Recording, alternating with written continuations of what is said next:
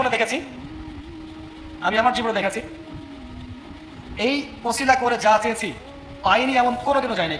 আলহামদুলিল্লাহ, আমি সম্পূর্ণ আল্লাহ পাকের কৃতজ্ঞতা এবং শুকরিয়া আদায় করছি। এইটা ওসিলা করে আমি যা চেয়েছি আমি সারা জীবনে তাই পেয়েছি। এবং আমি বিশ্বাস করি আমি আমি যা পেয়েছি, এই বয়সে আমি যা পেয়েছি আল্লাহ পাক কোটি কোটি মানুষকে তাদের নাই, এটা আমি বিশ্বাস করি। এই বয়সে আমি যা পেয়েছি আল্লাহ পাক আমাকে যা দিয়েছেন, যত দিয়েছেন, কোটি কোটি মানুষকে আল্লাহ পাক তাদের নাই। আমি এমনটাই মনে করি। আমি কি শিখাই দেবো সেটা? আপনি আল্লাহ পাকের তাওহীদের ওসিলা দিয়ে দোয়া করেন। দোয়া করতে করতে আল্লাহকে বলেন, আল্লাহ তোমার তাওহীদের কালিমা লা ইলাহা ইল্লাল্লাহ এর ওসিলা করে তোমার কাছে আমি চাচ্ছি, আপনি পাবেন ইনশাআল্লাহ। যদি আপনার রিজিক হালাল হয়, যদি আপনার আকীদা শিরক না থাকে, যদি আপনার আমলে বেদাত না থাকে, ইনশাআল্লাহ পাবেন। এরপরেও দুটো কথা আছে, সেটা হলো যদি দেখেন পান নাই, ইনস্ট্যান্ট পান নাই, মনে করবেন না দোয়া কবুল হয় না। এমনও দোয়া আছে যে আমি 10 বছর থেকে করছি এখনো পাইনি। এমন দোয়া আছে আমি নিজেই 10 বছর থেকে করছি, আমার কাছে মনে হয় 2009-10 সাল থেকে আমি করছি, এখন পর্যন্ত পাইনি, ইনশাআল্লাহ পাবো।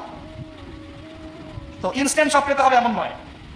যদি দেখেন পান নাই, তার মানে তিনটা বিষয় ঘটেছে। একটা, বান্দা দোয়া করেছে, সাথে সাথে কবুল করা হয়নি, আপনাকে এটা উপযুক্ত সময় দেওয়া হবে ইনশাআল্লাহ। 2 নাম্বার, এই যে আপনি আল্লাহর কাছে চেয়েছেন, এর ওসিলায় আল্লাহ পাক আপনার আমল, আপনার তাকদীর থেকে কোনো বিপদ আপদ সরিয়ে দিয়েছে, আপনি বুঝতে পারেননি।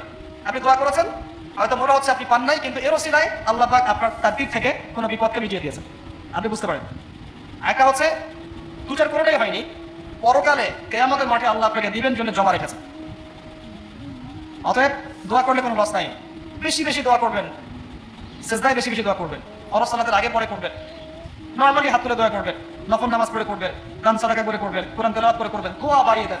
আত্মশুদ্ধির কথা আমরা যে বলি না, কয়েকটা বিষয় জড়িত। বেশি বেশি কোরআন তেলাওয়াত করলে আত্মশুদ্ধি হয়, বেশি বেশি জিকির করলে আত্মশুদ্ধি হয়, আল্লাহওয়ালা মানুষের সহবতে গিয়ে পড়ে থাকলে আত্মশুদ্ধি হয়, বেশি বেশি দোয়া করলে আত্মশুদ্ধি, বেশি বেশি পরকালের কথা ফিকির করলে আত্মশুদ্ধি হয়। এগুলো খুব বেশি প্রয়োজন। আত্মশুদ্ধি না থাকলে আমরা আগামীতে পথ চলতে পারবো না।